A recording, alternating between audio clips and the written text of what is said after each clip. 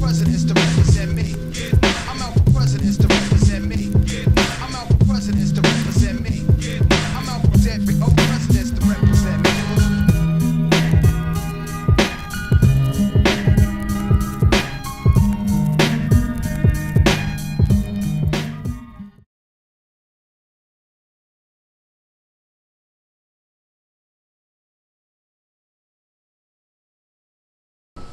I don't know how they work now, but in the 90s and early 2000s, oh my God. Pajama Jammy Jams, when the fraternities had them, specifically the Alphas. Wow. I'm talking about, there was one at that little hotel over, right by the highway. Yeah, I think so. Wasn't even a hotel. It was something, but we had a Pajama Jam there. And it was so hot in there, my records was sweating. My records literally had water on them, sitting on them because it was so hot in there. But, and then we had one, what was that, Woodsmill? Was that the first one we had? Woodsmill apartment in the clubhouse? If you wasn't there, I don't know what to tell you. Those were the livest parties. So, for a small type of party, those Pajama Jams was, I would say, come second on my list to the hypest party for a small party. The first one, our fraternity brother Dave, he had, when he was living on, can't remember the name of that street, but he lived upstairs and he had a house party, and that was back when Naughty by Nature Hip Hop Parade was out. And I remember I dropped that song at that house party, and I knew we was great to go through that floor. Because everybody was like, you know, hey, oh, and I mean, that was like the livest house party I ever done. But as far as Pajama Jams, man, I ain't never been to one that a promoter's done. I've only done ones that fraternity's done, and the Alphas could throw a good Pajama Jam. That's all I'm going to say. And if you ever went to one, you know what I'm talking about. Oh. Oh my goodness. Let's just say things happen at pajama parties that don't happen at regular parties, you know, and it's nice to just be the DJ in there and just kind of be the fly on the wall and see everything that's going on, you know. And I can only imagine how it would be today because, you know, girls dressed skimpy back then, but now they just pretty much damn near naked. You know what I'm saying? So a Pajama Jam today would just be out of control. Out of control. I could only imagine, you know. Yeah. Good times, though. Good times. Thank you so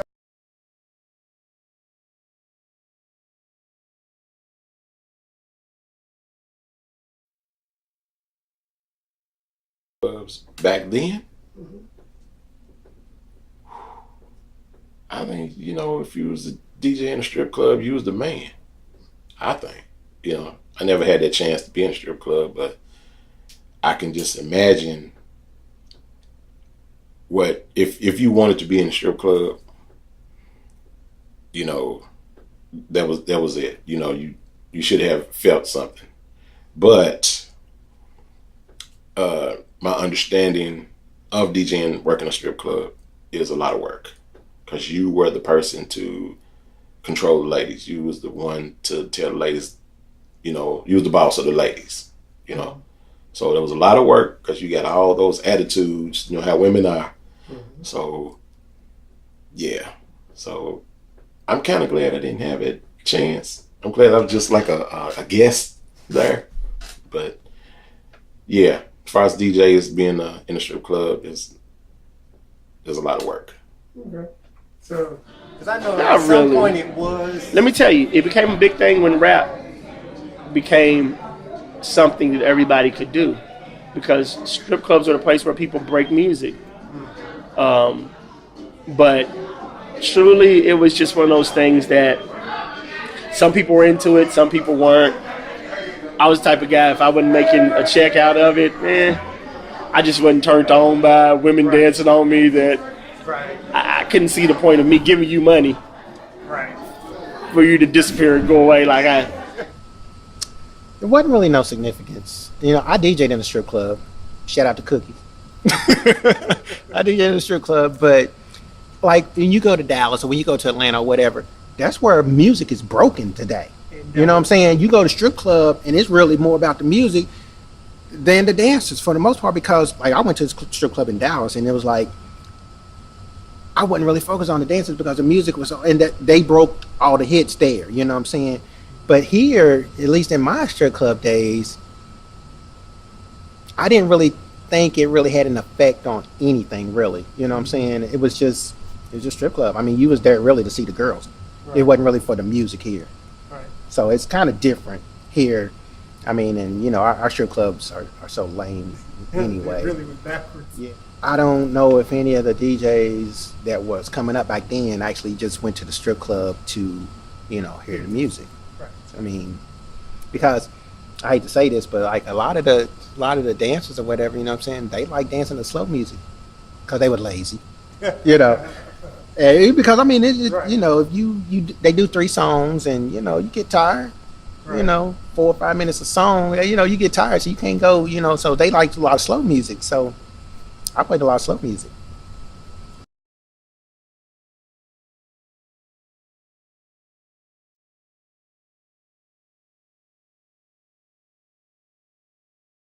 New Year's Eve is always New Year's Eve is money. Certain holidays are money. New Year's Eve kind of, for me, it was all about what am I going to drop at midnight? That was like the hardest thing. It's like, what am I going to drop at midnight that's going to get this crowd hype, bring in the new year right? I was always nervous New Year's Eve because I just wanted to make sure that whatever I dropped at midnight was going to work, you know? So New Year's Eve, it was cool. It was another time where I could raise my prices, you know?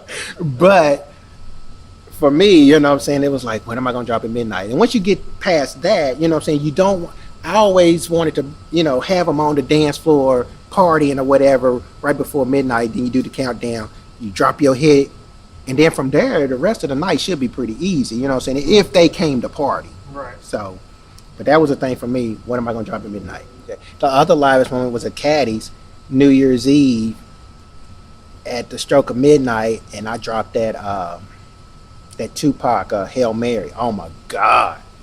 I can't remember what year that was, but I dropped Hail Mary midnight, and that place just erupted so bad. I mean, that was probably the livest moment I had as a DJ. What was the significance of DJing when Derby came? Ooh, it was like you was trying to be on everywhere. You know, DJ trying to be on every flyer, radio promotion, you know, everything. But, you know, some of us got a chance to, some of us didn't. Just Derby was the time. Derby was, you know, that's like I said, when people from everywhere come around, that's when you have to put on your cape, you know, as a DJ and pull all the stops out, you know, because, you know, just on a regular night, you have to be kind of restricted a little bit. I can say a little restricted. That's how I felt, a little restricted. But when Derby came, it's like everything. You go from, you take it back, you bring it up, you go down under, you side to side. That's basically it, man. You do everything. And because you got so many people here on Derby, and you trying to work to get in another market. Mm-hmm. So, you know, plus you got to, you know, take care of your people here. So you got to blow yourself up big time. And the radio and flyers really helped. So would that be considered the quote unquote, at that time, quote unquote, holy grail of DJing was Derby?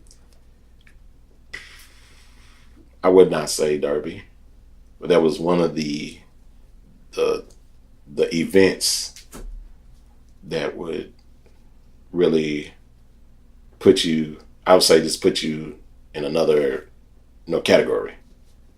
You know, because like I said, Derby was, like I said, everybody from everywhere was here, and you try to be on somebody's bill to DJ somewhere. So at Derby time.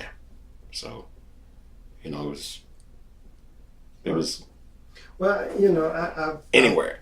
you know, I've been told stories.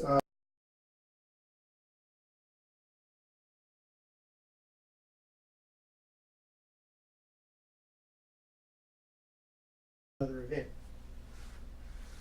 Derby was my meal ticket. Mhm.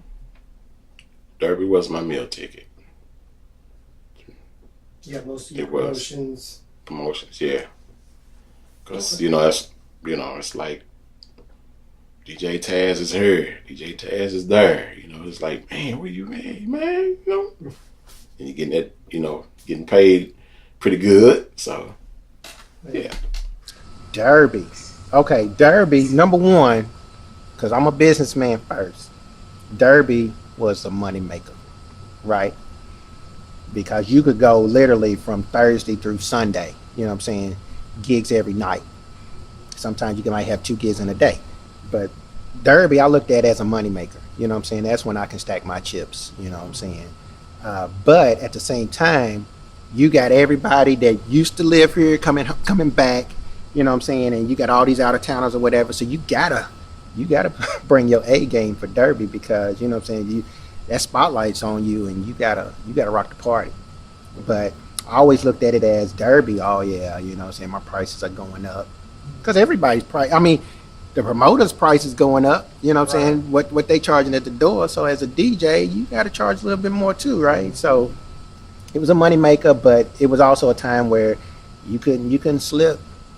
No, you couldn't slip. You had to bring your A game and you had to be fresh the whole weekend. I don't care. Like Sunday night, sometimes was the livest party. And you've been DJing since Thursday every night, you know what I'm saying? You tired, but you still got to bring it, you know? So Derby, yeah. Yeah, good times Derby, I tell you. New Year's Eve.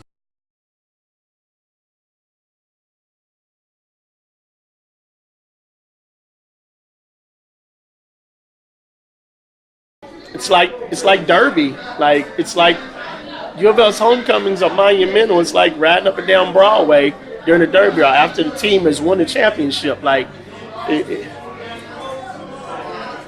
As a DJ, how would you feel? oh man, listen. Well, see, from there I had to ride on Weedy's coattails because again, Weedy, when Lil Jon came along, was the king of crunk. You know what I mean? Like, Weedy was the king of crunk and college DJing. Like, he set the standard and the bar, and if you wasn't with him or co-signed by him or whatever, like you wasn't in. You know what I mean? Like, he was the one that said, "Oh yeah, dude's okay." Yeah. Okay, you know what I mean? So, I used to ride his coattail a lot on that alone. Like, Right. yeah, right. yeah. Homecoming, I always had to do the step show prior, right? Lead the step show, come set up for the party. I can't remember a U of L homecoming that wasn't off the chain. You know what I'm saying? I mean, we talking everybody's hype. The fraternities and sororities are stepping their ass off.